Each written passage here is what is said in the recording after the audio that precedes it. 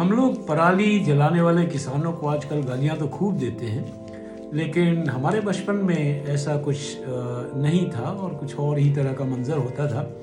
ये आज के अंग्रेजी ट्रिब्यून में छपा है एक मिडल मेरा, when parali was about fun and games by Rajbir Deswal. पढ़ के सुना रहा हूँ, आपको आनंद आएगा। Day in and day out we keep blaming farmers for burning parali stubble and causing air pollution. But it wasn't so in my childhood. Crop residue did not have any stigma attached to it back then. Huge piles of parali came up in the fields after rice harvesting in my village. These piles were so cushiony that we kept jumping like monkeys from one end to the other. One could also hide in the parali and tease chasing buddies. Stray dogs too would join us in the fun. There weren't any beds or cots needed for laborers who guarded the harvested grain in the barn.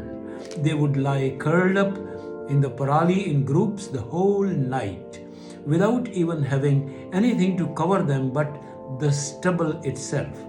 At times, even dogs found refuge in the heaps, which offered natural comfort. Village yokels were known for stuffing their pillows and mattresses with parali as a substitute for cotton.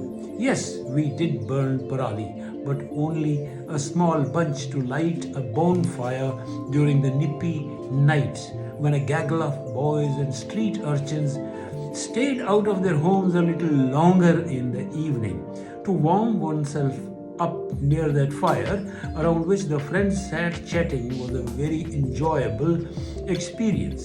There was divine glow on our faces. We baked sweet potatoes in the parali fire and partook of it gladly as if it was just straight out of the oven. For bigger herds, there weren't enough mangers to feed them. The animals were left free to have their share of fodder in the parali heaps, though it did not taste as good as green and leafy forage. I can't forget the sight of a buffalo leisurely basking in the sun and chewing the cud long after having had its fill of parali strands. For lactating buffaloes and cows, parali was spread on the ground to make them comfortable. Even bitches would deliver their litter in the heaps of stubble, and then the street boys could be seen holding the pups and then bringing them back to their mothers. Parali wasn't burnt then by farmers, rather, those heaps doubled as feed for the livestock.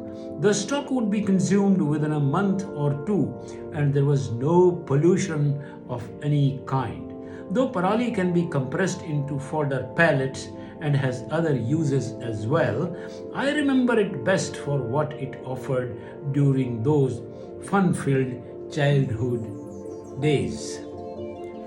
Thank you very much for bearing with me and listening up to this.